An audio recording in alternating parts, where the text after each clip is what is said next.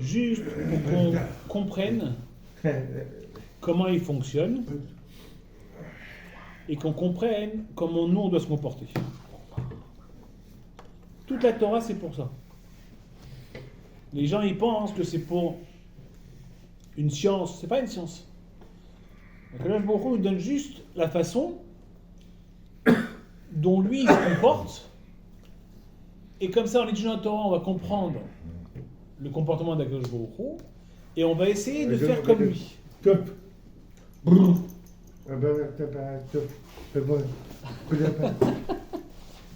Uniquement pour comprendre comment Hachem il fonctionne. Et donc nous ce soir on va essayer d'étudier la Torah pour comprendre comment Hachem il fonctionne. Parfois dans la vie, on va avoir des choses qui vont nous choquer. On va avoir des choses qu'on ne comprend pas. Et on va essayer, nous on a le devoir de comprendre ce que Akadosh Baruch Hu veut de nous. Donc on va essayer de comprendre comment ça se passe. Bon, on y va? Donc, le Sefer, le livre de Shemot, il raconte l'histoire des Bnei Israël en Égypte. Dans le livre de Bereshit, les Bnei Israël sont descendus avec Yaakov en Égypte. La dernière paracha de Bereshit, Yaakov y décède. Et ensuite, tous les frères, ils vont décéder. Et ils vont rester, les Bnei Israël, ils vont devenir esclaves. Jusqu'à un moment, il y a Moshe Rabbeinu qui va naître. Puis, suite à un souci où il a dû tuer un Égyptien, il va se sauver. Une fois que c'est sauvé, il va arriver chez Yitro. Là-bas, il va se marier avec sa fille. Et il va devenir le berger d'Yitro. Et un jour, pendant qu'il est en train de s'occuper de ses animaux, il voit un buisson ardent. Donc un buisson il y a le feu sur lui, mais qui ne se brûle pas. Il ne se consume pas, pardon. Et il voit qu'il trouve ça étrange. Et donc il s'approche pour voir ce qui se passe. Et là, Akadosh Baruch Hu lui dit: je suis Hachem, le Dieu de ton père, le Dieu d'Abraham, d'Israël et de Yaakov, et je vais te demander d'aller libérer les Bnei Israël d'Égypte, parce que je pense que ça suffit, toutes les souffrances qui leur font subir. Et là, Moshe Rabbeinu, pendant 7 jours, il va dire à Akadosh Baruch Hu: non, Akadosh Baruch Hu, ne prends pas moi. Il y a des gens mieux que moi. Moi, j'ai du mal à parler. Je bégaye, il y en a qui disent qu'il était bègue, il y en a qui disent qu'il avait du mal à prononcer certaines syllabes. Et il a dit, ne faut pas prendre moi, prends quelqu'un d'autre. Et pendant 7 jours, Akadosh Baruch Hu et Moshe Rabbeinu, ils discutent. Et Akadosh Baruch Hu dit à Moshe Rabbeinu: c'est toi que je veux. Et Moshe Rabbeinu dit: non, je ne sais pas parler. Après il dit: c'est toi que je veux. Non mais moi, je ne suis pas un mec important. Et pendant 7 jours. Alors moi j'ai une question à vous poser. Il y a écrit dans le Midrash que Pharaon, il est devenu lépreux. Et pour guérir, on lui a dit qu'il fallait qu'il se baigne dans le sang des enfants juifs. Le Midrash, il ne me trompe pas, il dit qu'il tuait 150 enfants le matin pour prendre son bain et prendre leur sang, et 150 enfants le soir pour prendre son bain et leur sang. Comment Moshe Rabbeinu, il peut se permettre de discuter pendant 7 jours alors qu'il y a 300 enfants minimum qui meurent tous les jours? Comment Moshe Rabbeinu il peut se permettre ça? La Torah nous dit que pourquoi il a fait ça? Parce qu'il a dit: c'est pas à moi de faire ça, c'est à Aaron mon frère, qui lui est déjà un prophète, et j'ai pas à lui prendre sa place. Et la Torah nous explique tout ça pourquoi? Parce qu'il ne veut pas faire de la peine à son frère. D'accord? C'est bien de ne pas vouloir faire de la peine à ton frère. Mais il y a 300 enfants qui meurent par jour.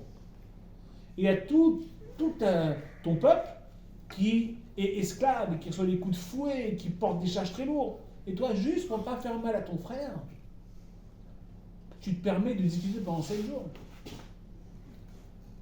Comment vous comprenez ça, vous?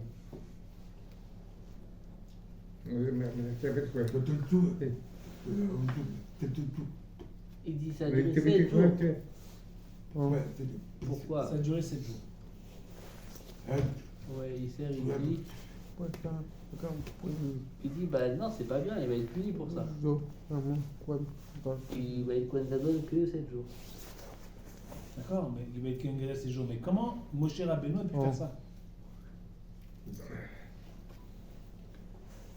Comment il a pu se permettre de faire ça, Moshe Rabbeinu? Moi,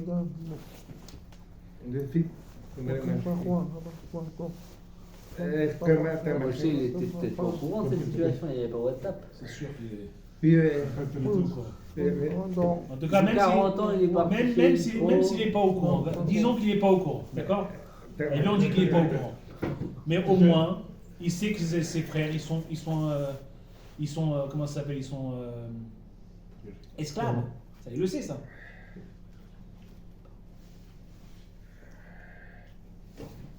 un peu, Oui, il a vu tout le labeur, la peine. les Alors, comment c'est souffrances. possible? t'as vu quoi? On est sûr que c'est 7 Oui, jours pour de vrai. Ah ben.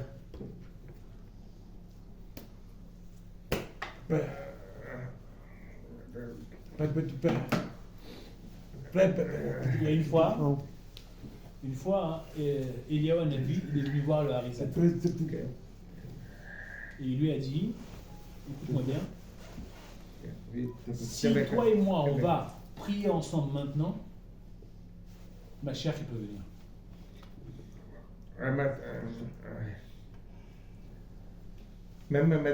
Qu'est-ce que vous auriez fait? Qu'est-ce que vous auriez fait? Pourquoi pas? Pourquoi pas? Non. Quoi, pourquoi pas? Pourquoi pas? Non, mais il dit, mais je ne saurais pas, je sais pas faire la Imagine-toi, il te dit, c'est toi qui peux prier. Toi, tu peux prier. Si toi, tu pries, toi, Salomon, tu pries avec moi, ma chère, qui vient. Qu'est-ce que tu aurais fait? Il dit, j'accepte. Vous savez ce qu'il a dit, le Harizal?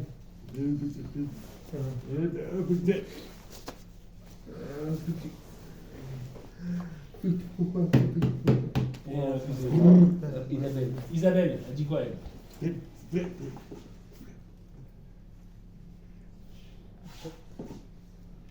Tu hésites. Quoi, elle hésite quoi, là? Ça va les prier? Elle dit, je suis pas assez religieuse. Mais peu importe. Il vient la voir, elle, il dit, si tu viens prier avec moi maintenant, ma chère, qui vient. Oui, j'accepte. Vous savez ce qu'il a répondu, Harizal? Mais Il a dit, je vais là avec toi. Mais avant ça, je dois aller voir ma femme pour lui dire que je vais être retardé. Parce que ma femme elle m'attend. Je vais dire que je vais avoir un peu de retard et après je reviens, on va prier toi et moi. Et donc il est parti voir sa femme. Et elle a dit, chérie, je dois partir quelque part et je reviens. Je suis juste venu te dire que je vais avoir du retard. Et il retourne. Et quand il revient à l'endroit où il était, Eliyahu Hanavi est parti.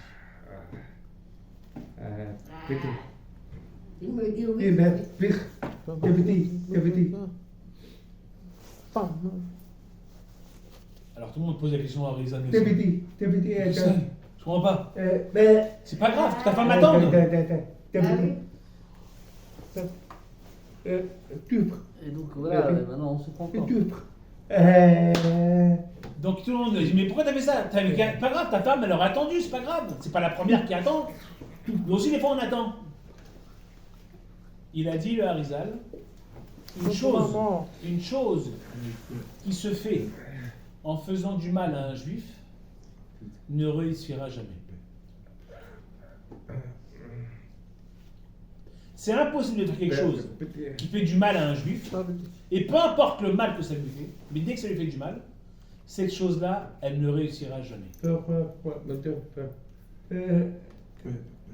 Et donc, Moshe Rabbeinu, quand Dieu lui dit, c'est toi qui vas aller sauver le peuple, il dit à Dieu, mais excuse-moi, je vais faire de la peine à Aaron. Je vais faire de la peine à Aaron. Et Dieu lui dit, T'inquiète pas. Moi, je te dis que c'est toi qui dois aller. Il dit non, je suis désolé, Dieu, je vais pas. Je vais pas parce que je veux pas que Aaron ait de la peine. Et au bout de 7 jours, Akadosh Baruch Hu, il dit à Moshe Rabbeinu, Aaron n'aura pas de peine. Et quand il lui dit ça, Moshe Rabbeinu accepte d'aller libérer les Juifs. Et donc il va voir son beau-père, et il dit, beau-père, je vais retourner en Égypte pour sauver mon peuple. Et il retourne en Égypte, et pendant le chemin, il va avoir des soucis, mais nous on va sauter cette histoire-là, on va aller directement à l'endroit qui nous intéresse. Et donc il arrive, il voit Aaron, et il explique à Aaron, voilà, je vais à Kadosh Baruch Hu, il m'a dit que je vais libérer les Juifs. Et Aaron lui a dit, voilà, très bien, et moi je suis avec toi, t'inquiète pas mon frère. Et il a dit qu'Aaron était très joyeux. Et Kadosh Baruch Hu, il a dit à Moshe Rabbeinu et à Aaron, maintenant allez voir le pharaon et dites-lui qu'il libère mon peuple. Et Moshe il dit, mais j'ai du mal à parler moi. Il dit, t'inquiète pas, c'est ton frère qui va parler à ta place. Très bien. Et donc il va voir les Juifs. Et il dit aux Juifs, voilà, grâce à Dieu, on va être libérés de l'Égypte. Et les Juifs, ils l'ont cru. Et il est parti avec eux voir Pharaon. Et il dit à Pharaon, libère le peuple de Dieu, parce qu'on doit aller faire des corbanotes pour Dieu. Et là, Pharaon dit, comment ça Dieu? C'est qui Dieu? Comment il s'appelle ce Dieu? Je ne le connais pas ce Dieu, moi. Et si je ne connais pas ton Dieu, je ne vais pas laisser libérer les Juifs. Ils vont rester esclaves. Et maintenant, à cause de toi, tu leur montes la tête pour leur faire croire qu'ils vont être libérés. Ils commencent à penser à être libérés, eux. Et donc, je vais les empêcher de rêver et je vais leur forcer de faire maintenant les briques sans qu'on leur fournisse la paille. Et donc, ils devront aller chercher eux-mêmes la paille et faire le même nombre de briques qu'ils faisaient avant. Avant ça, c'est les Égyptiens qui apportaient la paille aux Juifs. Et les Juifs, ils prenaient la paille, je ne sais pas comment on fait de la paille, mais en fait, on fait des briques, mais j'imagine qu'ils prennent de la paille, de la terre, ils les forment, ils les font sécher, ils les font cuire, je ne sais pas comment ils font. En tout cas, ils avaient la paille fournie. Là maintenant, non. Ils doivent aller sortir dans les champs, ramasser la paille, la ramener, faire les briques. Et si par exemple, ils faisaient, je n'importe quoi, 3000 briques par jour, ils devaient continuer au même rythme. Au même rythme. Et donc les Juifs, ils ont commencé à se faire taper par les gardiens parce qu'ils n'arrivaient pas à faire, le nombre de briques qu'ils devaient faire. Et là, les Israéliens sont partis voir Moshe et Aaron. Ils ont dit, c'est à cause de vous tout ça. Déjà avant, c'était dur. On travaillait comme des chiens. Maintenant, on travaille encore pire qu'avant. Tout ça à cause de vous. Que Dieu vous le fasse payer.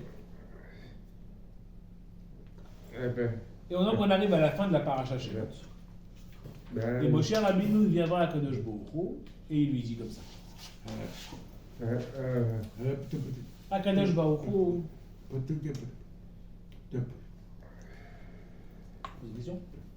Allez, des questions après on a. Il dit ouais, non, il répète, c'est terrible, ça, ils ont encore plus souffert, ils ont encore plus de travail. C'est terrible. Et donc Moshe Rabbeinu, il vient voir Akadosh Baruch Hu. Et il lui dit, Kadosh Baruch Hu, pourquoi tu as augmenté la souffrance de ton peuple? Tu m'as dit que je vais aller voir Pharaon et que je vais libérer le peuple. Et je vois que je suis parti voir Pharaon et c'est encore pire qu'avant. Pourquoi tu as fait ça, Kadosh Baruch Hu? Et Kadosh Baruch Hu, il répond comme ça à Moshe Rabbeinu. Il lui dit, donc, Omer Hashem et Moshe, Dieu l'a dit à Moshe, Ata attiré Asher assez les pharaons. Maintenant tu vas voir ce que je vais faire à Pharaon. Je vais le frapper avec une main puissante. On a l'impression que Dieu, il a été vexé, que ça n'a pas marché comme il pensait. Et donc, comme ça n'a pas marché comme je pensais, alors je vais m'énerver sur Pharaon. D'accord? C'est ça. Comme ça, on comprend ce qu'il écrit. Maintenant qu'il a embêté les Israël encore plus qu'avant, alors vous allez voir ce que je vais lui faire. Est-ce que vous pensez que le jour où il s'énerve? Non, c'est bizarre, mais oui, il peut s'énerver. Il s'énerve pas, ce jour. Il s'énerve pas comme nous. On s'énerve parce qu'on a été vexé. on s'énerve parce qu'on a eu honte. Il s'énerve pas comme ça. C'est pas comme ça. Et quand il s'énerve, c'est pas un énervement qu'il ne contrôle pas. C'est un énervement qu'il contrôle complètement. Ouais. Il est pas énervé, il montre qu'il est énervé. Que je ne veux pas être énervé. Donc quand on dit que Baruch Hu, il est énervé, c'est pour donner une image pour nous. D'accord? Parce que Baruch Hu, il n'est jamais déçu. Il n'est jamais énervé. Il n'est jamais triste. Il n'y a pas de ça. C'est pas un être avec des sentiments. Alors qu'est-ce que ça veut dire? Maintenant tu vas voir ce que je vais faire apparemment.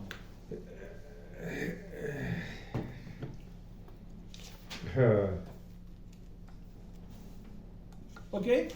Très bien. Donc maintenant on arrive à la paracha Va'era. La paracha Va'era, elle commence avec le mot Vayedaber. Vous savez c'est quoi la différence entre Vayomer, ça veut dire il a dit, et Vayedaber, il a parlé. Vous savez c'est quoi la différence? Quand on dit Vayomer, il a dit, c'est il parle gentiment. Et quand on dit Vayedaber, il a parlé, il parle en étant dur avec Moshe Rabbeinu. Akadosh Baruch Hu, il n'est pas content de Moshe Rabbeinu. Qu'est-ce qu'il dit? Vayedaber Elohim, et Elohim a dit, El Moshe à Moshe, Vayomer Elab, il lui a dit, Ani Hashem, je suis Hashem. Vous savez que Dieu a plusieurs noms. Chaque nom, il correspond à un caractère d'Akadosh Baruch Hu. Bon, moi je connais pas tous les noms. Elle dit il y en a 3. Non, il y en a plein. C'est quoi? Tu es. Il y en a plein, il y en a plein. Après. Je connais pas le nombre exact, je connais pas le nombre. Mais il y a un nombre exact. Je Après, crois que c'est 45, mais je Par sais pas. exemple, on dit qu'il y en a 7. Non, je crois pas. Il y a déjà Amonai, il y a déjà Elohim, il y a déjà Kei, il y a Shakai. Il y en a plein, je connais pas tous. Il y a le nom, vous savez que quand on fait une prière le matin de Rabbi Nochania Ben Akane, c'est tous les noms d'Akadosh Baruch Hu. Dans 6 lignes, 7 lignes, il y a tous les noms d'Akadosh Baruch Hu. Et il y a aussi le nom des 49 lettres avec lequel on peut tout faire. Anna. C'est ça, ouais.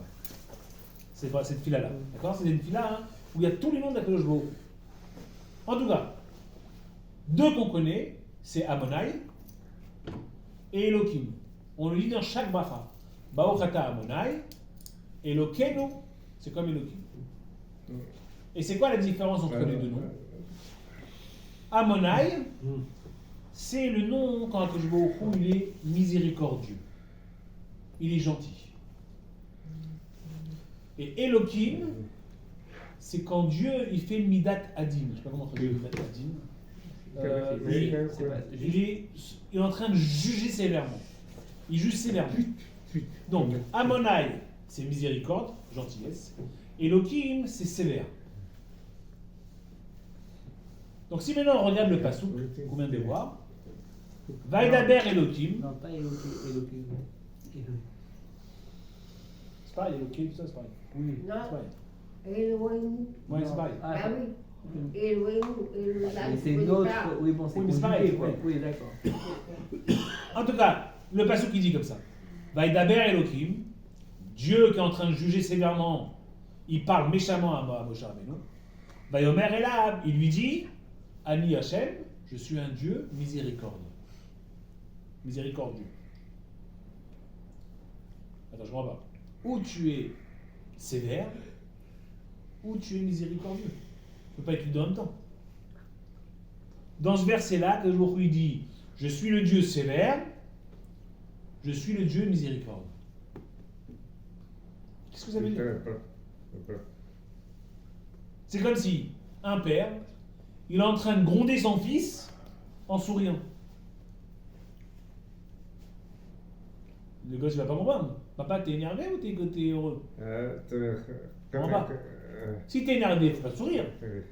Si t'es pas énervé, si t'es heureux, faut pas t'énerver. Comment on va? Faut tout les deux en même temps. Pas possible.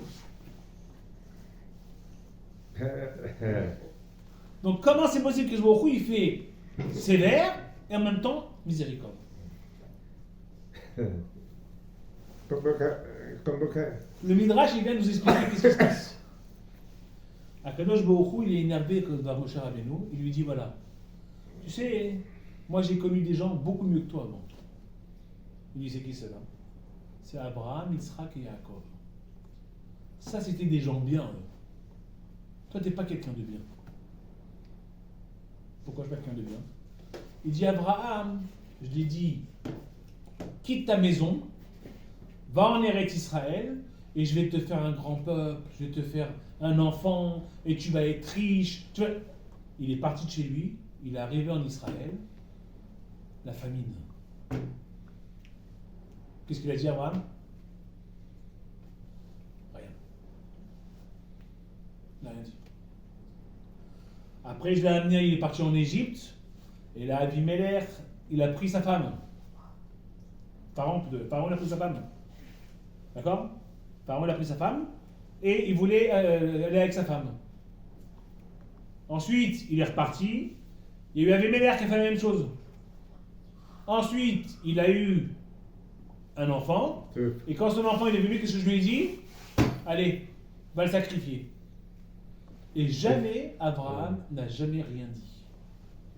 Il m'a jamais dit, mais je comprends pas. Tu m'as dit, je vais être riche dans un pays, et j'arrive dans le pays, c'est la famine.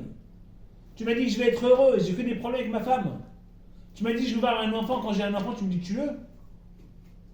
N'importe qui on posait la question. Ben, tu m'as dit que c'est mon enfant. Et je me dis, non, tu me dis, tue-le. Pas normal. Abraham, il n'a jamais rien dit. Et toi, Moshe Rabbeinu, tu viens d'arriver, et je t'ai dit, je vais sauver le peuple, et toi, tu vois que le peuple, il souffre plus. Tu commences, tu dis, ouais, c'est quoi cette histoire? Pourquoi tu m'as dit ça? Ce que tu racontes, c'est pas vrai.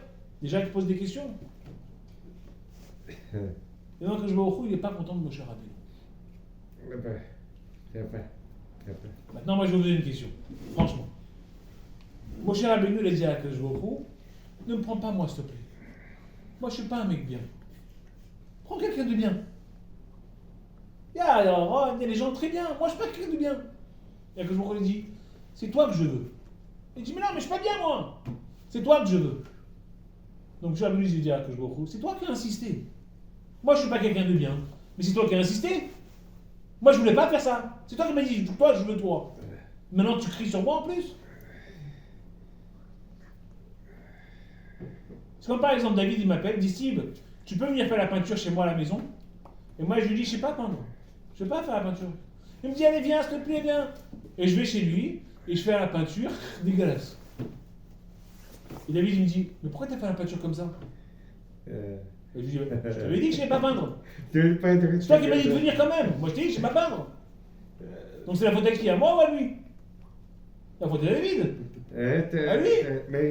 Donc quand je m'en roule, tu me dis, Moshe va sauver le peuple. Et moi, je dis, non, moi, je ne peux pas sauver le peuple, je ne suis pas bien.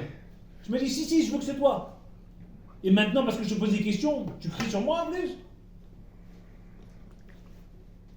Donc Moshe Rabbeinu, il a raison ou pas? Il a raison, Jean. Mais quoi, c'est que Dieu l'a tort? C'est pour le travailler, c'est pour travailler Moshe. Pas travailler Moshe. Il est en train de lui crier dessus, là. Un test, ils disent que c'est un test. Il lui crie dessus, d'accord? Mais en même temps, il est gentil. Pourquoi il est gentil? Si j'ai fait une bêtise, moi, Moshe, alors tu me cries dessus. Si j'ai pas fait une bêtise, alors tu es gentil avec moi. Mais tu peux pas me crier dessus et être gentil en même temps. Là, dans ce verset-là, il est méchant et gentil en même temps. On est OK? Vous avez compris la difficulté qu'on a? Voilà, c'est cette difficulté qu'on a. On va essayer de la travailler ce soir et d'essayer de comprendre comment Akadosh Baruch Hu, il fonctionne.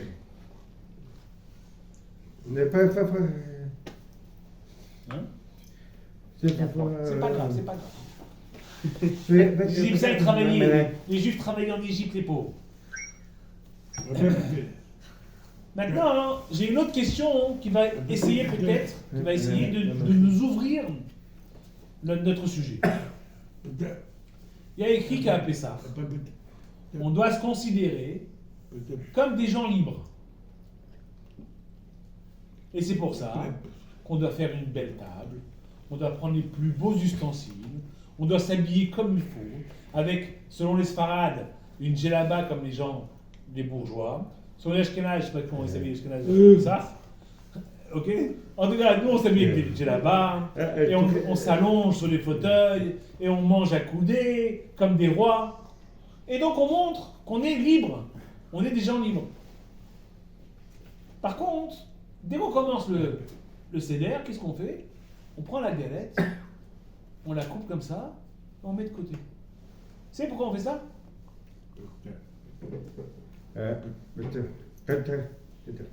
Pourquoi on casse la matzah, on met de côté? La fico- Mais Pourquoi? Pardonneur. La vie, quand même, je peux prendre une matzah et la mettre là-bas. Franchement, moi je prends une matzah, je la casse. Pardonneur. Porte-bonheur, souvenir. Non. Pardonneur. Vous savez comment ça s'appelle? Vous savez comment ça s'appelle la matzah? Bon, ouais. Pain de misère. Pourquoi ça s'appelle pain de misère? Deux raisons. Première raison, parce que quand on en mange un petit peu, ça nous bourre. On a l'impression d'en manger beaucoup. Ok, tu prends la matzah, tu bois de l'eau, ça te bourre. Deuxième chose, un pauvre, lorsqu'il a quelque chose, il pense toujours à demain. Ça veut dire, un pauvre, lorsqu'il il reçoit une matzah, il va casser en deux, il va dire, je mange la moitié ce soir, et l'autre moitié pour demain. Nous, au Hachem, on n'a pas ce problème-là. Nous, tout ce qui est sur la table, c'est pour finir. Mais le pauvre, c'est pas comme ça, le pauvre. Le pauvre, il a aujourd'hui, et demain, peut-être qu'il n'a pas. Il va couper moitié pour aujourd'hui, moitié pour demain. Et donc, c'est pour ça que nous, on fait ça aussi. On coupe pour montrer qu'on est pauvre. Une fois que le seder avance, on mange le maror, les herbes amères. Qui c'est qui mange les herbes amères? Laitue. Pourquoi? Romaine.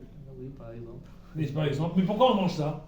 Pour nous rappeler la souffrance, la vie amère qu'avaient nos ancêtres. Alors, il y a un truc qui ne va pas. Si à Kadosh Baruch Hu, tu veux que cette nuit-là, je me considère comme un homme libre, que je mets les beaux habits, les belles tables, et que je mange à coudées comme un bourgeois, pourquoi tu me fais couper la matzah en deux comme un pauvre? Et pourquoi tu me donnes à manger quelque chose de amer? Si je mange quelque chose de amer, je ne suis pas un homme libre. Je suis un homme qui souffre. Alors tu veux que je sois un homme heureux, libre, ou tu veux que je sois un homme qui souffre? Qu'est-ce que tu veux que je me retrouve? Ça ou ça? On est d'accord, ça se contredit? Alors pourquoi on fait ça là? Oui, voilà. C'est Adonai et Elohim, on dit en même temps. Comment ça, Kim? Peut-être, qu'il y a rien, Il mais dit le pourquoi? côté gentil et le côté Mais c'est pas que t'es gentil là. Là, que je me dis, soyez libres. Soyez libres. Vous êtes des hommes libres, soyez libres. Mettez les beaux habits. Et il dit, mange un peu de maror. Pourquoi? Mais si je suis libre, je mange pas de maror. Parce qu'on a déjà vu des rois manger du maror. C'est les gens qui souffrent qui mangent du maror. Il y a une histoire dans la Gemara. Il dit même David Amélia, il faisait comme ça. Tout le monde faisait ça. Tout le monde. Ouais. Il était roi. Tout le monde. Ouais, t'as vu. Il faisait bien pareil. Bah oui. Je sais pas si c'était pareil, mais il y avait le maror, il y avait la matzah et tout ça. Je sais pas comment il faisait. Je sais pas si c'était un ashkenaz ou un sfarad, mais il devait y avoir des minagim. Mais le principal, c'était comme tout le monde, quoi. Matzah, maror et tout ça. Et la Haggadah et tout ça. Alors la Haggadah, je sais pas s'il y avait même que nous. Parce qu'à cette époque-là, il se rappelait les histoires. Donc il se la racontait comme ça. Après, quand on a commencé à oublier, on l'a écrite, la Haggadah. Je sais pas quand est-ce qu'elle... À mon avis, ça doit être Anshek Knesset Haggadah. Donc ça veut dire à l'époque de Mordechai qu'ils ont écrit la Haggadah. Je pense, hein. Je ne peux pas vous dire, mais je pense comme ça. En tout cas. Apicomane, marron aussi. Quoi? Apicomane. La ficomane, le maror, ça veut dire il y avait à l'époque du roi David. Je sais pas si c'est exactement comme nous. Mais c'était un truc qui ressemblait. Bon. J'ai jamais vu à quoi, comment il faisait, mais c'était un truc qui ressemblait. Il faisait le même genre que nous, quoi. En tout cas, donc il y a une contradiction. On demande d'être des hommes libres et on mange du Maroc. On demande d'être des hommes riches, s'habiller richement, et on coupe la matzah en deux. Il y a une Gemara dans Gittin qui pose une question sur un passage dans Ishaya. Il est écrit dans Ishaya, et tu diras ce jour-là, merci Hachem. Pourquoi merci? Parce que tu t'es énervé sur moi.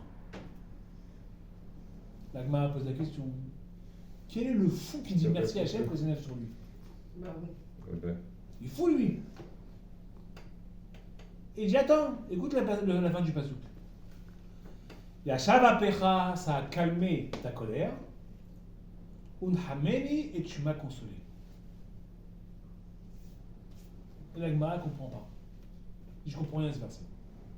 Donc je répète le verset. Et tu diras ce jour-là, merci à Hachem de t'être énervé contre moi.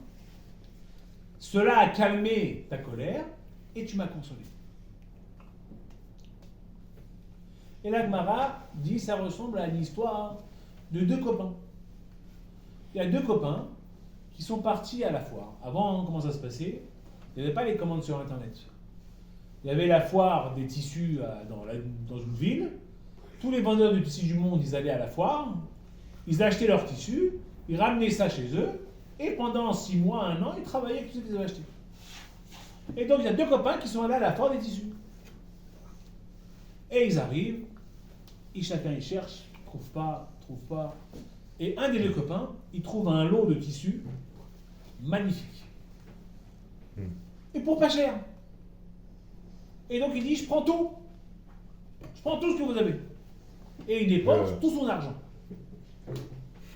Après il voit son copain il dit, alors t'as trouvé quelque chose? Il dit, oh là là, bah au Hachem, j'ai trouvé un stock de tissus extraordinaire. Et toi? Il dit, moi j'ai rien trouvé. J'ai rien acheté, il n'y a pas de bonne qualité aujourd'hui. Il dit, viens voir ma qualité. Il voit sa qualité, le copain, il dit, waouh, dommage que je n'étais pas avec toi. Et son copain, il dit, hey, qu'est-ce que tu veux faire? C'est comme ça la vie. Et celui qui a acheté le tissu était extrêmement joyeux. Et celui qui n'avait pas acheté, il était déçu. Il dit, comment je vais faire pour travailler? J'ai fait tout ce voyage-là pour rien. Et je vais retourner à la maison sans rien. Comment je vais travailler? Et donc toute la journée, il pleurait celui-là. Et son copain, il dit, bon, on se rejoint au village. Moi, je vais avec comment ça s'appelle, ma commande en bateau. Je vais pas prendre ça. Et donc, on se rejoint là-bas. Et son copain, il va à pied, lui. Il n'a pas besoin d'acheter un bateau. Et il va à pied, et il avance, et toute la journée, il pleure. Pourquoi tu me fais ça? Tu m'as fait venir jusqu'ici pour rien. Pour rien, j'aurais pas pu rester à la maison plutôt. Ou t'aurais pas pu me faire trouver un tissu que je puisse nourrir ma famille. Comment que tu me fais venir jusqu'ici pour rien? Comment c'est possible?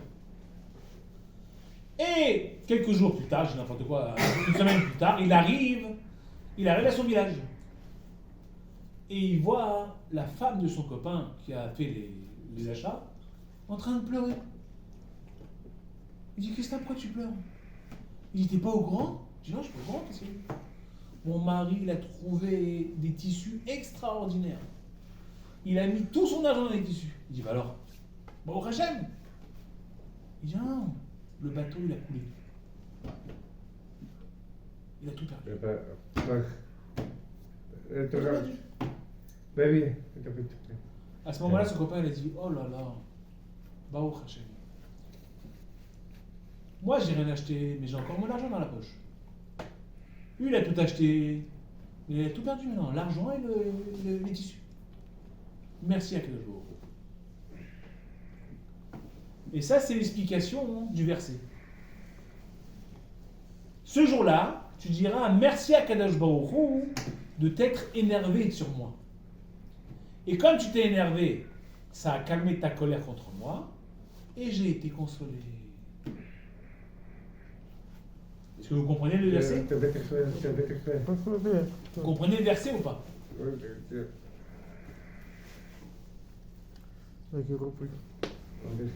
Très bien. Donc, a priori, des fois, Akadosh Baruch Hu, il s'énerve, mais c'est pour notre bien. S'il n'avait pas fait en sorte que le deuxième ami n'ait rien acheté, il aurait certainement pris le même bateau que son copain, il aurait mis sa commande dans le bateau et les deux auraient tout perdu. Mais cet ami-là, il n'a pas acheté. Il était triste lorsqu'il a quitté la foire, mais lorsqu'il est arrivé chez lui, il a entendu l'histoire de son copain, il était très joyeux. Il y a écrit dans Bereshit que Akadosh Baruch Hu, il appelle Abraham et il lui dit « J'ai quelque chose de très difficile à t'annoncer. » Alors il dit « Qu'est-ce qu'il y a à t'annoncer ? Je t'annonce que tes enfants, ils vont vivre esclaves pendant 400 ans. Pendant 400 ans, ils vont vivre esclaves. Et une fois qu'ils auront passé ces 400 ans, ils sortiront avec plein d'argent. Mais pendant 400 ans, ils vont souffrir le martyre. Et nous, on sait combien de temps ils sont restés les bénis Israël en Égypte. Ouais. 210 ans. Comment on sait 210 ans? Parce qu'il y a écrit Redou. Redou, Resh, Dalet, Vav. Je vous ai dit descendez. Resh c'est 200. Dalet c'est 4. Vav c'est 6. Donc descendez 210 ans. Ils sont les 210 ans. Et au bout de 210 ans, Moshe Rabbeinu les a fait sortir d'Égypte. Alors, moi j'ai un souci. Akadosh Baruch Hu s'est trompé. Il a dit à Abraham que les enfants, pendant 400 ans, ils vont être en Égypte. Mais ils sont restés que 210 ans. Il y a la moitié. Comment c'est possible que Dieu se trompe? Non, enfin moi, Pas de Yitzhak. Hein? Non. Ça, c'est ce qu'on donne comme réponse. C'est pas ça qui est écrit. Oui, souvent on nous dit ça a Mais démarré. c'est pas ça que c'est écrit. Si on lit le Passouk, comme c'est dit le Passouk. Vayomer Hachem, Vayomer Abraham. Il y a Doa Teda. Il a dit à Abraham, sache, Ki ger yezacha be'eretz lo lahem.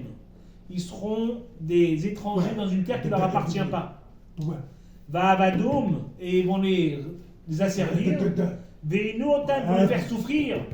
Arba meot shana, 400 ans. Yitzhak, il a toujours été en Eretz Israël. Il n'a jamais été dans une terre qui ne lui appartient pas. Yitzhak, il n'a jamais été esclave. Jamais. Et personne ne l'a fait souffrir. Il a eu des problèmes avec les Philistins, mais personne ne l'a fait souffrir. Donc ne me dis pas que c'est Yitzhak. Ça, c'est ce qu'on explique. Tu es d'accord que c'est pas ça? Attends, alors. Il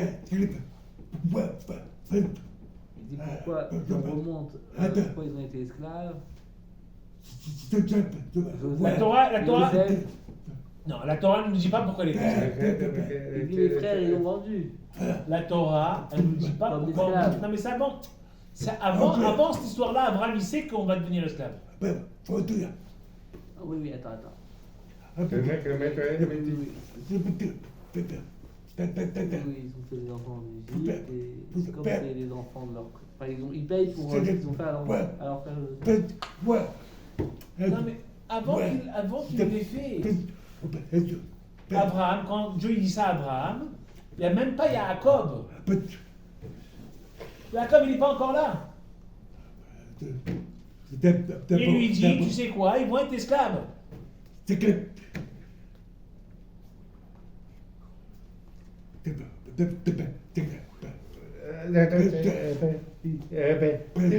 Si j'arrive pas à comprendre. C'est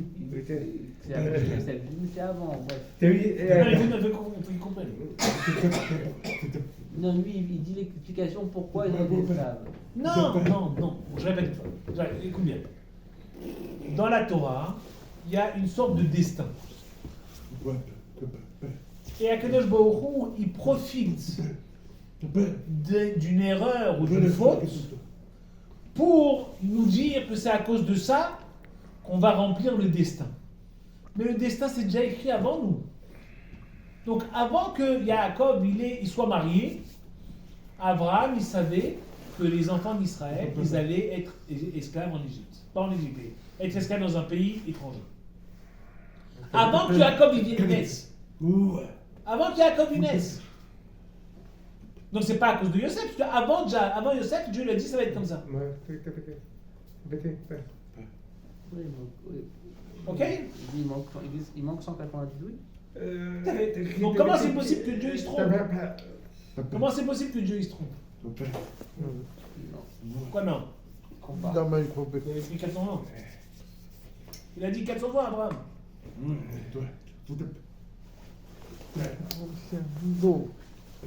Il dit peut-être c'est tellement lourd que ça représente 400. Ça veut dire quoi c'est tellement lourd, je comprends pas. Mais si c'est 400 ans, 400 ans. Non, mais il dit que c'est 210 ans de travail double. Tu sais combien de temps ça a été très dur? Un mois. Non. Un mois, c'était très dur.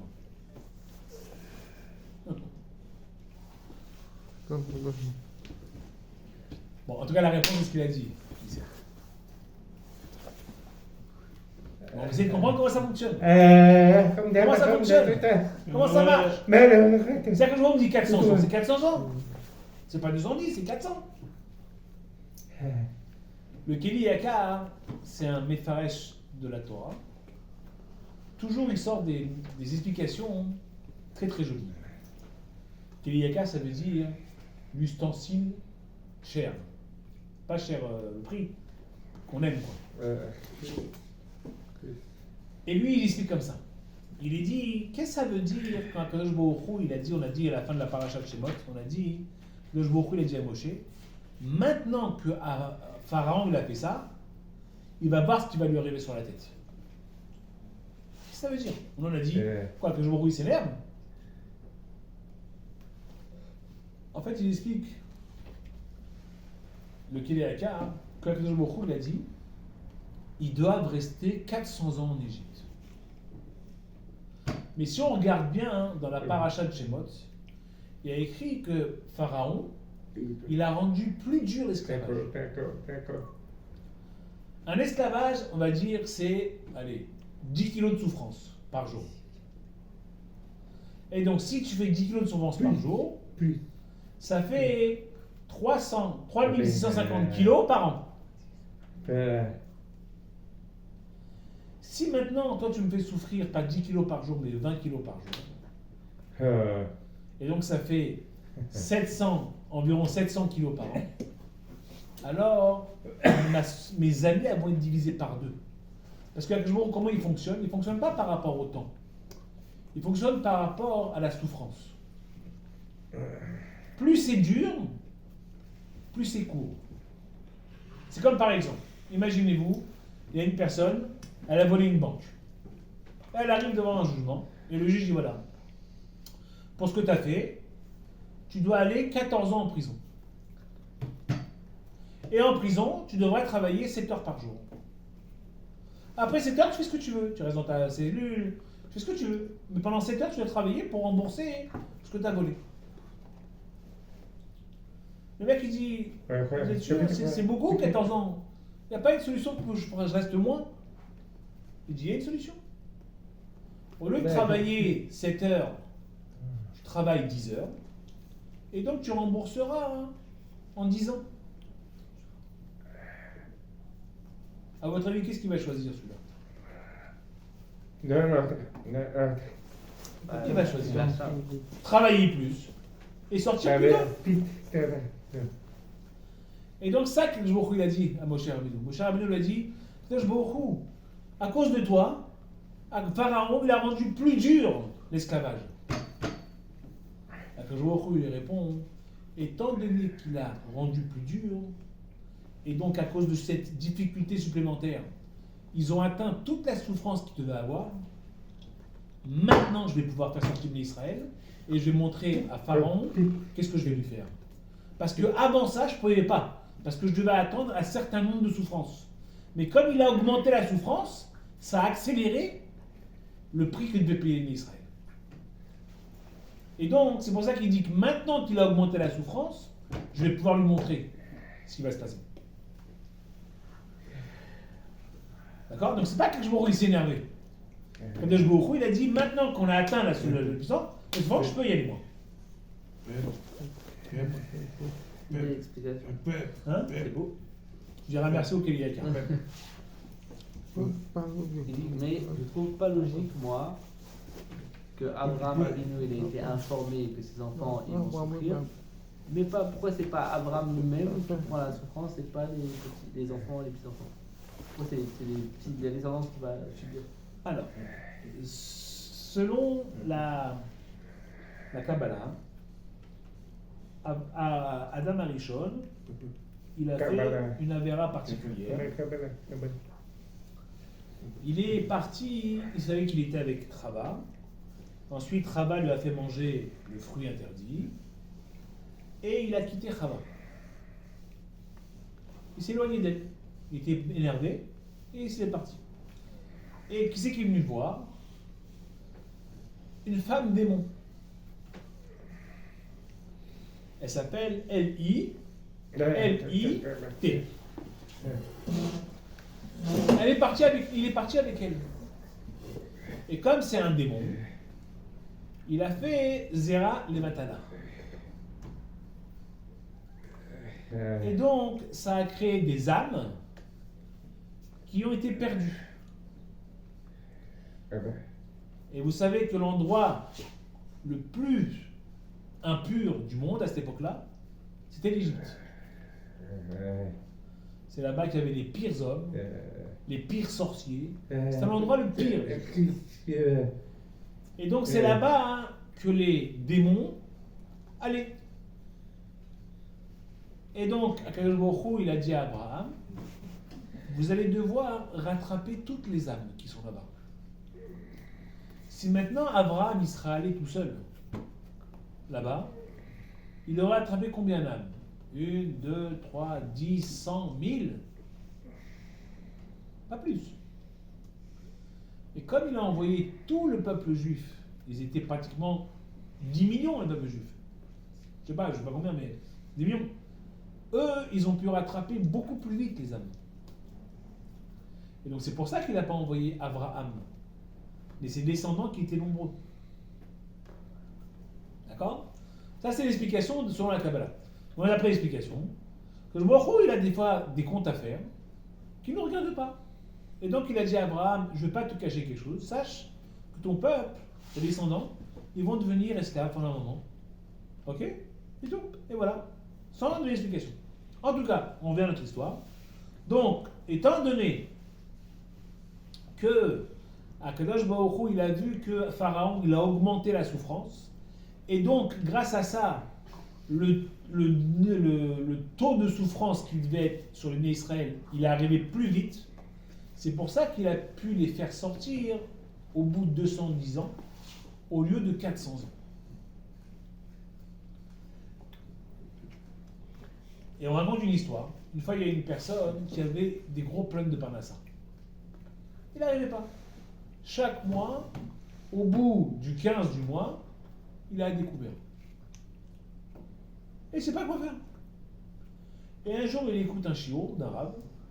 Et le rave, il dit, si on prie, on demande à Akadosh Baruch Hu de fond de son cœur, Akadosh Baruch Hu, il répond. Qu'est-ce qu'il a dit? Il a dit, si c'est comme ça, je vais prier moi. Je vais prier. Je demande à Akadosh Baruch Hu, aide-moi dans ma parnassa. Et il a prié un jour, 2 jours, 1 mois, 2 mois, et un jour, il ne vient plus à la synagogue. Alors son ami dit, pourquoi on ne va plus à la synagogue? Il dit, c'est pas tranquille. C'est quoi? Dis-moi. Il dit, non, c'est pas tranquille. Il dit, viens discuter avec le rave.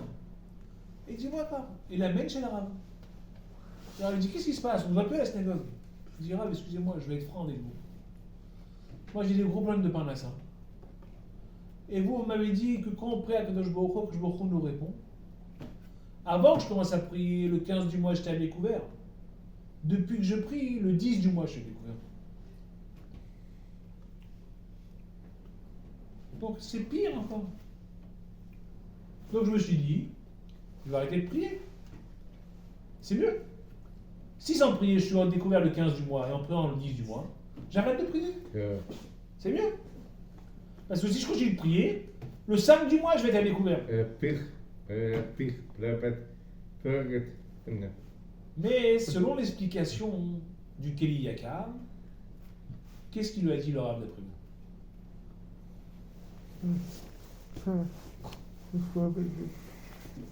Voilà, pour le libérer plus vite. Exactement.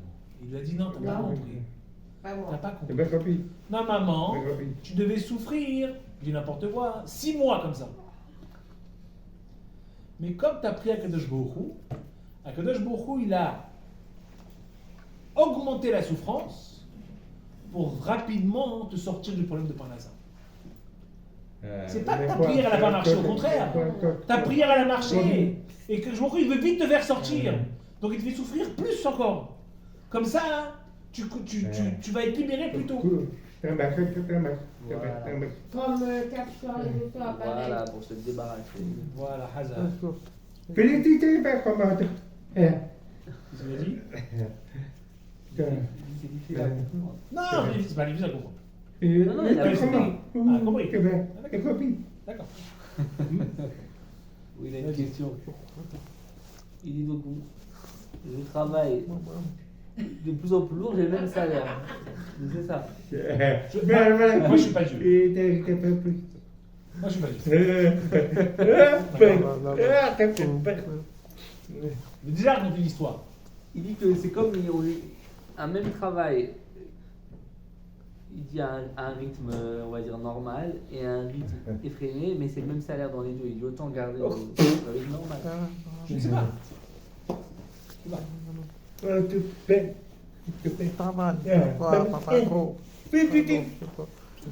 inventé l'histoire de Rabbi Yehuda ben Pelat. Il y avait un rave extrêmement grand, mais il était extrêmement pauvre. Oui, avec le pied, c'est ça. Le pied. Non, Non. je sais, pas du tout. Ça veut dire rien à tout ça. Ah, oui, bendo, ça. Il était extrêmement pauvre. Et un jour, il a dû faire une saignée. Avant, quand ils avaient mal à la tête, c'est qu'ils avaient de la tension. D'accord? Qu'est-ce qu'ils faisaient? Ils se faisaient une saignée, ils se faisaient saigner. Comme ça, le sang, il sort. Il y a moins de sang, donc il y a moins de tension. Et donc, il se fait une saignée. Mais une fois que tu as fait une saignée, pour que le ressent il se régénère, il faut vite manger. D'accord? Parce que si tu es trop faible, le sang ne se régénère pas. Et donc, lui, il a fait la saignée. Et il a cherché quelque chose à manger. Il ouvre les placards, il n'y a rien à manger. Il dit, c'est pas possible, j'ai rien à manger. Et j'ai fait une saignée. Et il se rappelle que c'est un jour de marché aujourd'hui. Il dit, ah, très bien, je vais aller au marché. Et en général, les marchands, les fruits qui sont pas beaux, ils les jettent. Je vais ramasser un fruit, je vais manger. Et il va au marché, il trouve pas un seul fruit par terre. Il dit, c'est pas possible. Pas un seul fruit par terre. Et à un moment, il trouve une tête d'ail. Il dit, une tête d'ail, voilà, c'est pas bon. Dis-moi, qu'est-ce que je vais faire? J'ai rien à manger. Et il mange la tête d'ail. Et tellement c'est fort qu'il s'évanouit. Et quand il se réveille, il y a tous ses élèves autour de lui. Il regarde, qu'est-ce qu'il y a? Il dit, qu'est-ce qui s'est passé? Dis-moi, qu'est-ce qui s'est passé? Il dit, on vous a vu pleurer, on vous a vu rire, et après on a vu des éclairs qui sortent de votre front. Qu'est-ce qu'il y a eu? Il dit, je vais vous expliquer. Quand je me suis évanoui, le jour où il est venu me voir, il m'a dit, ah, comment ça va mon fils? Qu'est-ce qui se passe? Et j'ai dit, que je me rends compte, franchement, c'est normal. Même un jour où je fais une saignée, j'ai rien à manger. Moi, toute ta Torah, je la fais. Et même un jour où je vais ici, il faut que je mange quelque chose, je trouve rien à manger, même pas au marché, même pas une tomate pourrie, j'ai trouvé. Comment c'est possible? Que le il m'a répondu, je suis désolé, mais toi, tu as un mazal de pauvre. Tu dois être pauvre. Et jamais tu seras riche. Et à ce moment-là, j'ai pleuré. J'ai dit quoi? Toute ma vie, je vais souffrir comme ça? Et là, que je il m'a dit, mais si tu veux, je peux changer ton mazal. Il dit, ah, comment c'est possible? Il dit, je détruis tout le monde, et je recommence le monde, et toi, je te donne un mazal de riche. Vous savez qu'on dit qu'il y a un certain nombre, on va dire d'euros, il y a un certain nombre d'euros, c'est n'importe quoi, il y a 100 milliards d'euros dans le monde. Que beaucoup l'a donné à lui 100, à lui 200, à lui 1 milliard, il a distribué. Et entre guillemets, il n'y a plus d'argent maintenant disponible. Chacun va recevoir ce qu'il doit recevoir. Et donc Baruch Hu lui a dit, si tu veux changer ton mazal, donc devenir riche, il faut que je détruise le monde et que je recommence la distribution. Et si tu veux ça, je le fais. Je recommence tout. Et à toi, je te donnerai beaucoup d'argent. Et là, j'ai dit, moi, à Kajouroku, dis-moi, j'ai vécu plus que la moitié de ma vie. Et Kajouroku m'a dit oui. Alors je lui ai dit, Il a dit oui. il a dit oui. Elle a dit, dans ce cas-là, ne détruis pas le monde, c'est pas la peine. Laisse-moi finir comme ça. Le Kajouroku, à ce moment-là, il m'a dit, étant donné que tu as accepté ton sort, alors je te promets que tu auras 13 ruisseaux magnifiques au Gan Eden. À ce moment-là, j'ai souri. J'ai dit, ah, oh, Hachem, 13. Et j'ai dit à Kajouroku, hé, Kajouroku, pourquoi 13 seulement? Donne-moi plus. Donne-moi plus. Kajouroku me dit, oh, quoi plus? Tu veux pas que je te donne tout et les autres ils ont rien? Il dit, je comprends pas. Toi, t'es pas limité, Kajouroku, tu peux me donner moi plus et aux autres, tu me donnes pareil. Là, à ce moment-là, Kajouroku, il m'a dit, taper sur le front et il m'a dit, allez, je suis maintenant, hein, arrête. Voilà pourquoi j'ai pleuré, pourquoi j'ai ri et pourquoi j'ai des éclairs sur ce. Alors, c'est une belle histoire. Mais il faut apprendre, qu'est-ce qu'on apprend de cette histoire? Que parfois, on a un mazal, et ce mazal-là, il est très très difficile à changer. Ça ne veut pas dire qu'un un mazal de pauvre, que Dieu préserve. Ça ne veut pas dire ça. Ça veut dire que des fois, il n'y a rien à faire. C'est comme ça. C'est comme ça. Il y a écrit que Rabbi Hana ben Dosa, c'était un pauvre, il mangeait que des caroubes. Que des caroubes mangeait, toute la semaine. Et il faut savoir une chose. Chaque matin, il y avait une voix qui sortait qui disait le monde entier, il a sa parnassa grâce à Rabbi Hana ben Dosa. Ça veut dire tout le monde avait sa parnassa grâce à lui, et lui, parnassa, presque zéro. Il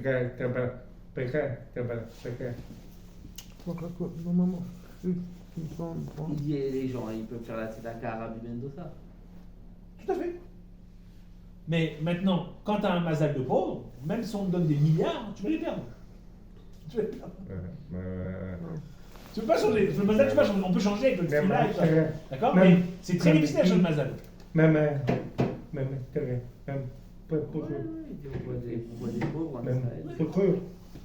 En tout cas, donc, mais nous, on ne doit pas considérer, ouais, c'est mon mazal. Non. Moi, je dois faire mes efforts, je dois chercher du travail, je dois prier à Kadosh Baruch Hu, s'il te plaît, aide-moi, fais-moi que j'ai une meilleure parnassa. Et après, Kadosh Baruch Hu, il fait ce qu'il veut. Et Kadosh Baruch Hu, il sait ce qui est bien pour nous. Vous connaissez l'histoire de l'enfant, hein? Il adore les bus. Il adore les bus. Son rêve, c'est monter dans un bus. Et, je sais pas quel soit l'anniversaire, son oncle lui achète un bus vert, l'autre un bus rouge. Il reçoit que des bus en cadeau. Et un jour, il arrive, il a 5 ans. Et sa mère, elle dit, voilà, t'as 5 ans, t'es un grand garçon. Qu'est-ce que tu veux comme cadeau? Il dit, je vais aller prendre le bus. Et il va. Elle a même prendre le bus. Et là, elle va voir le conducteur, il dit, voilà, mon fils, il adore les bus. Ça vous dérange pas qu'il soit à côté de vous et qu'il voit comment ça se passe? Non, ça ne me dérange pas qu'il se mette juste derrière. Et là, l'enfant, il se met derrière, il est tout content. Il voit le conducteur avec le grand volant comme ça, il dit, waouh, le volant, comment il est grand! Waouh, toutes les vitesses, comment il est grand!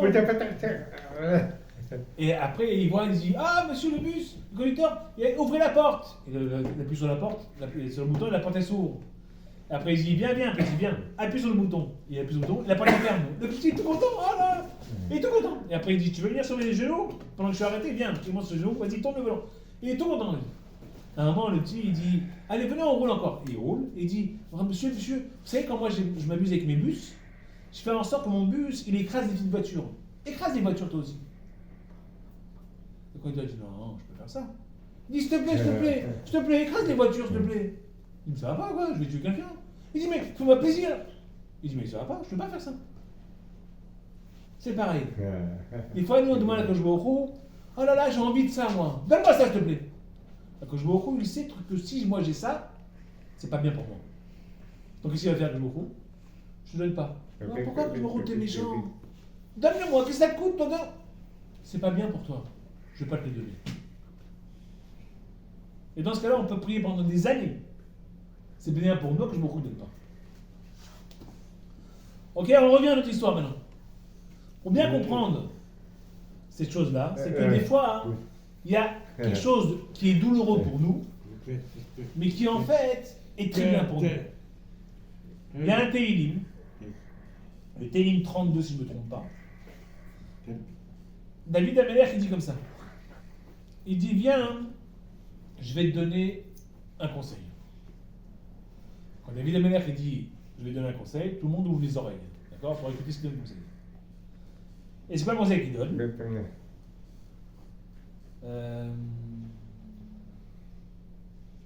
Ah, vas-y. Bon, Elle de tête comme ça, je vais dire de tête. Elle demande si elle peut faire une mini pause. Pardon? Elle demande si elle peut faire une mini pause pipi. Il n'y a pas de problème. Je veux connaître une toi. Le 32. Téhilim 32. Téhilim 32, il dit comme ça, il dit écoute, je vais te donner un conseil. Sois intelligent, et ne sois pas comme le cheval ou comme l'âne. Alors quand il y a une mère qui dit je vais te donner un conseil, tout le monde ouvre les oreilles. Mais bon, si c'est pour me dire que je dois pas être comme le cheval ou comme l'âne, j'ai pas besoin de lui pour savoir. C'est quoi ce conseil?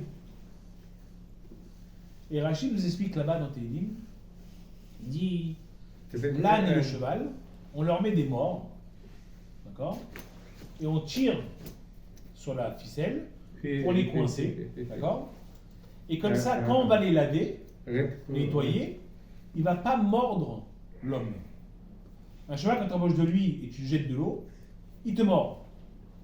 Mais ce qui se passe, c'est que moi, je ne lui pas pour le jeter de l'eau pour l'embêter, je mets de l'eau sur lui pour le laver. Et en général, se laver, c'est une bonne chose. Mais tellement qu'il est bête, l'âne et le cheval, ils sont tellement bêtes, qu'ils pensent que j'en jette de l'eau pour les embêter. Donc qu'est-ce que je fais? Je les attache, comme ça ils ne bougent pas, ils ne mordent pas, et je les lave. Donc David Améler, il me dit, sois pas idiot comme le cheval et comme l'âne, qu'on a besoin de les attacher pour les nettoyer. Qu'est-ce que ça veut dire d'après vous?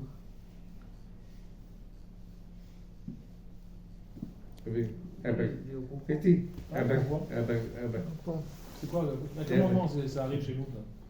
Il a dit, je vais te donner un conseil à toi. À toi l'homme. Il va donner un conseil à l'homme. Sois pas comme le cheval et David. Ça veut dire qu'il faut accepter que. Quoi? Bah, que c'est Comme pas. ça? Ouais. Non, mais que c'est pas toujours facile ce qu'on subit, mais que c'est pour une raison. Que des choses qui peuvent me paraître mauvaises sont bonnes pour moi. Le cheval, il a l'impression que quand je viens, je le mouille, c'est pas bien pour lui. En fait, il va me mordre, il va se révolter contre moi. Mais moi, ce que je fais, c'est bien pour toi, cheval. Donc, sois pas bête. Pareil, le Mokho, des fois, il nous fait les choses. Nous, on a l'impression que c'est pas bien ce qu'il nous fait. On se dit, pourquoi Mokho, tu fais comme ça? Pourquoi tu me fais ça? C'est pas bien ce que tu fais. T'es pas gentil. Toi, t'es un dieu, t'es pas gentil. Et tu dis, mais c'est pour toi que je fais ça. C'est pour ton bien que je fais ça. On raconte l'histoire de Rabbi Elimelech Milizinx. Rabbi Elimelech Milizinx, une fois, il avait son rab qui s'appelait le rab Magin Mimizrich. C'est le rab de Babi, ça, non? Ah, il était d'Anipoli, Elimelech. Milizinx, il s'appelle Rabbi Elimelech Milizinx. Ah, je sais pas, ouais, mais en tout cas, il s'appelle comme ça. En tout cas, il avait son rab qui était le Magin Mizrich. Et un jour, il y avait un malheur, une xéra, je sais pas comment on dit xéra, un décret, un mauvais décret sur le nez Israël. Et le Rabbi Elimelech Milizinx, il a prié, et ça n'a pas marché. Il n'a pas réussi à changer. Et il y a eu le problème. Et un jour qu'il est en train de dormir, il y a son Rav qui vient le voir dans son rêve. La Rav Elimelech, il dit, Rav, pourquoi tu n'as pas prié pour nous? Tu as vu combien j'ai prié, moi? Combien j'ai prié? Pourquoi tu n'as pas prié pour nous? Il lui a dit, son Rav lui dit, je vous avais dit de prier pour que je ne meure pas. Parce qu'une fois que je suis mort, je ne peux plus prier pour vous, c'est fini. La Rav Elimelech, il dit, mais je ne comprends pas. Au contraire. Quand tu es vivant, tu es ici, tu es loin de Dieu. Maintenant que tu es mort, tu es à côté de Dieu. Tu es juste à côté de lui. Tu peux dire sur l'entier que le Israël. Il dit, c'est vrai, je suis à côté de lui. Mais quand je suis là-haut, tout ce qui t'as Kadosh Baruch Hu, c'est pour le bien. Et moi, je sais que c'est pour le bien. T'avais été quoi? Et tu veux que je prie pour que Kadosh Baruch Hu ne fasse pas le bien? Je ne veux pas prier pour pas que tout ce qu'il fait, c'est bien. Tu veux que je prie pour pas qu'il fasse le bien? Je ne vais pas prier qu'il fasse le bien. De là, on voit que tout ce que Kadosh Baruch Hu fait, c'est bien. Maintenant, nous, quand on est ici en bas, on n'arrive pas à voir que c'est bien.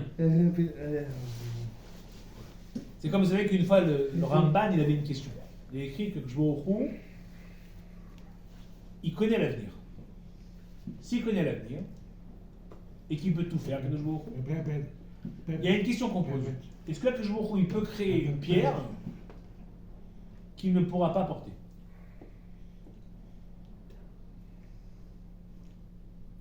Est-ce que c'est possible? Est-ce que Dieu il peut créer une pierre qui est tellement grosse que Dieu ne peut pas la porter? Si, il peut. Attends, papa. Il peut tout. T'es pas. C'est Moutouré, donc il ne peut pas créer une pierre qu'il ne peut pas porter. Si, il peut quoi? Il ne peut pas créer une pierre qu'il ne peut pas porter. Donc. Non, il peut pas. C'est ça. Mais comment faire?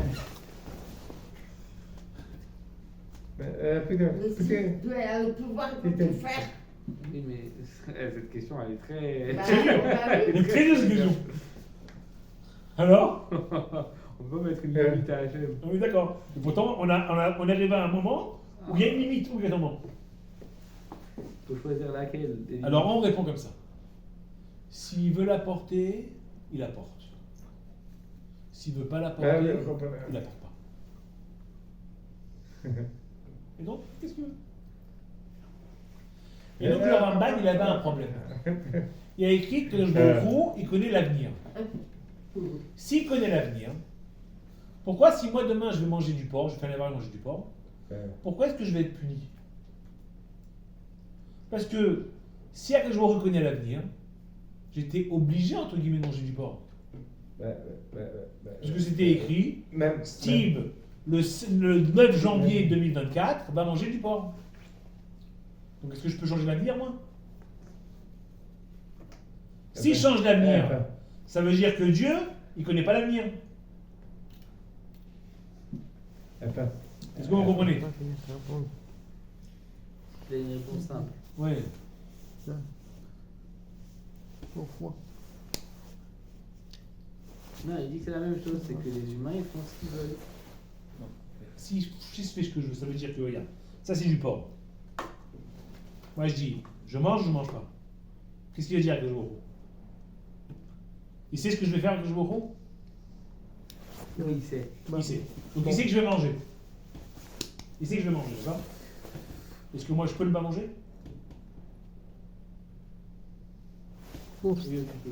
Donc il ne sait pas alors, Dieu ne connaît pas l'avenir alors. Il va te tester. C'est quoi, non? Ou il connaît l'avenir et il sait que je vais manger. Bah, il connaît les deux scénarios. C'est le multivers. Donc, mais ça, donc le Ramban, c'est vraiment ça. C'est que je me retrouve, il connaît l'avenir et moi j'ai quand même le choix. Et le Ramban, il disait, je n'arrive pas à comprendre comment c'est possible.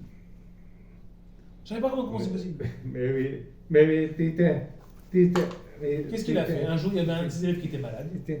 Il est parti le voir, il a dit, écoute-moi bien. Malheureusement pour toi, c'est fini. Pour toi, c'est fini, malheureusement.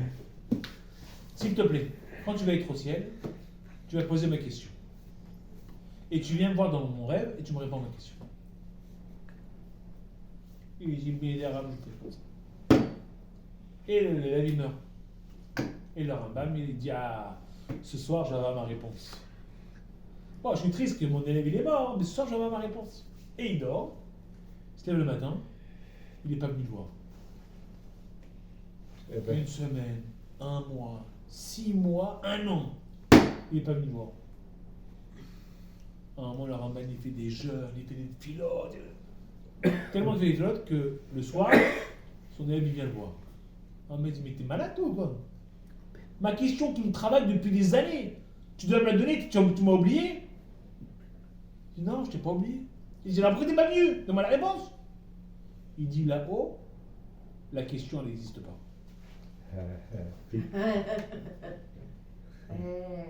Ici, on n'arrive pas à comprendre comment c'est possible, mais là-haut, c'est tout à fait possible.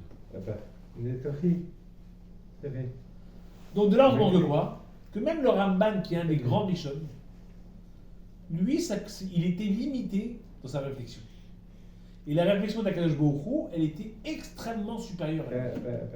Puis, Est-ce que moi, Steve Cohen, je vais commencer à dire à Akadosh Baruch Hu, pourquoi tu m'as fait ça et pourquoi tu fais ça là? Que le lui dit, t'inquiète pas, mon fils, je m'occupe de toi. Tout ce qui est bien pour toi, je le fais. Maintenant que je me rends compte, tu m'as fait ça, j'ai me suis cassé la jambe, pourquoi? Tout ça, c'est bien pour toi. Combien de fois on a entendu des gens qui ont raté un avion? Ils ont raté un avion, ils disent, oh là, j'ai raté l'avion, hein. Et après, dans le l'avion, il s'est écrasé. Il s'est écrasé. Il y a une histoire comme ça, il y a une histoire comme ça, hein. En 1945, il y a des juifs allemands qui se sont échappés d'Allemagne, ils sont partis en Angleterre. Et quand ils sont arrivés en Angleterre, les Anglais ont dit, ça se trouve, c'est des espions allemands. On ne va pas les garder chez nous. On va les envoyer en Australie. Et qui ils ont choisi comme marin pour conduire le bateau? Ils ont pris les plus grands brigands qui étaient en prison, et ils ont sorti, ils ont mis comme marins. Les marins, quand ils ont vu qu'il y avait des juifs, ils ont commencé à les embêter. Sale juif, comme ça, tu es. Et tellement ils ont embêté, ils ont pris toutes leurs affaires et ils ont jeté à la mer. Et les juifs, ils pleuraient, ils disaient tous les souvenirs de ma famille qui sont morts dans les camps, les lettres que ma mère m'a écrites, les lettres que ma femme tout ça c'est perdu. Et ils sont arrivés en Australie, ils pleuraient tout le temps, ils disaient tout ça c'est perdu pour rien. Pourquoi que tu fais ça? Tu nous as fait sortir d'Allemagne, on a plus réussi à se sauver. Pourquoi tu nous jettes nos lettres et tous nos souvenirs dans la mer? Pourquoi? Et ils ne comprenaient pas. À la fin de la guerre, il y a un Allemand qui trouve le carnet de bord d'un général allemand et il le publie. Il fait un livre. Et dans ce livre-là, il expliquait il y a eu une bataille tel jour, il y a eu un navire qu'on a coulé, là-bas il y a eu une aviation qui nous a tiré dessus. Il racontait tout ce qui s'était passé pendant la guerre. Et il racontait qu'à telle date, il y a un bateau qui a quitté l'Angleterre et qui allait vers l'Australie. Et ils ont reçu l'ordre de couler ce bateau qui appartenait à des Anglais. Mais avant de couler le bateau, ils ont vu qu'il y avait des affaires, des valises et des choses sur le bord de la mer. Donc ils sont montés avec leur sous-marin et ils sont partis voir c'est quoi ce qu'il y avait dans l'eau. Et ils ont vu qu'il y avait des lettres écrites en allemand. Et donc ils ont dit au Führer, c'est des Allemands qui sont dans ce bateau. Le Führer il a dit, ne les coulez pas, au contraire, allez les accompagner, comme ça ils ne sont pas attaqués par des bateaux britanniques. Et donc ils les ont suivis, ils les ont protégés jusqu'à ce qu'ils soient revenus en Australie. Après ils sont revenus, et après ils ont vu que ce bateau il revenait en Angleterre. Ils ont compris que c'était un bateau anglais, et ils l'ont détruit. Quand les juifs allemands qui ont été exilés en Australie, ils ont lu ces livres-là, ils ont dit « Merci mon Dieu ». S'ils n'avaient pas jeté nos affaires dans la mer, ils n'auraient pas trouvé que c'était partenaire des Allemands, et ils auraient coulé le bateau.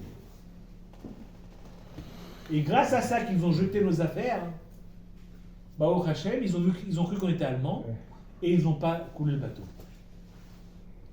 Alors c'est Rav Pinkus qui raconte cette histoire, et il dit, si vous étiez à leur place, qu'est-ce que vous auriez pensé? Vous n'auriez pensé comme eux. Pourquoi tu me fais tellement souffrir? J'ai perdu toute ma famille dans les camps. Et le dernier souvenir que j'ai d'eux, tu me l'enlèves. Pourquoi? Qu'est-ce que ça te coûte à toi de mes souvenirs-là? À que je me réponds, c'est pour te sauver la vie que je fais ça. Je te sauve la vie en faisant ça. Maintenant, on va revenir à notre première question. La première question qu'on avait, c'était comment Kadosh Baruch Hu, il dit Vaïdaber Elohim, il parle Elohim avec sévérité, et le Moshe à Moshe, Vayomer, il lui a dit je suis Hachem. On a dit que c'était deux choses différentes, comme si un père il grondait son fils en souriant. Et Moshe Rabbeinu, il ne comprend pas, il dit Kadosh Baruch Hu, pourquoi tu fais ça? Pourquoi tu fais souffrir le peuple? Et Kadosh Baruch Hu, il dit à Moshe Rabbeinu, écoute-moi bien Moshe. Parfois, je vais t'apparaître sévère, donc Elohim, mais en fait, c'est pour ton bien, Amonai. Parfois, je t'apparaître comme Elohim, quelqu'un de méchant, de sévère, mais en fait, je suis gentil avec toi, c'est pour ton bien. Et c'est pour ça que je m'appelle Elohim et Hachem en même temps. À toi, ça te semble mauvais, mais en fait, c'est bien. Et donc, c'est comme ça qu'on comprend que je vous. Des fois que je vous nous faire des épreuves dans la vie. On me dit, mais pourquoi que je tu me fais souffrir tellement? Pourquoi? Que je nous répond, c'est pour ton bien que je te fais souffrir. Mais quoi, c'est pour mon bien? Tu me fais souffrir, c'est mon bien. C'est vrai qu'à l'instant T, tu n'arrives pas à comprendre. Mais un jour, tu comprendras pourquoi. Un jour, tu comprendras. Fais-moi confiance. Fais-moi confiance. Vous savez qu'il y a un enfant, quand il a peur, dès qu'il trouve les bras de sa mère, il n'a plus peur. Peu importe où est-ce qu'on est.